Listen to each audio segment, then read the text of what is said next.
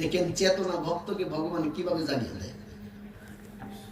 যদি আপনি ভগবানের সাথে সম্বন্ধ করেন, নিত্য সম্পর্ক স্থাপন করেন, কোনো না কোনো দিন ভগবান আপনাকে উদ্ধার করবে। হয়তো এই জন্মে না হয় পরবর্তী জন্মে, কিন্তু সম্বন্ধ চিহ্ন হলে কোনো জন্মেই ভগবানকে উদ্ধার আপনাকে করতে পারবে না। মহাজনরা বলেছিলেন, হইবে হইবে জনম, হইবে শতবার, এমন মনুষ্য দুর্লভ জনম না হইবে আর। কৃষ্ণ ভজিবার তরে তুমি সংসারে আইনু, মিছে মায়ায় বদ্ধ হয়ে বৃক্ষ সম হইবে।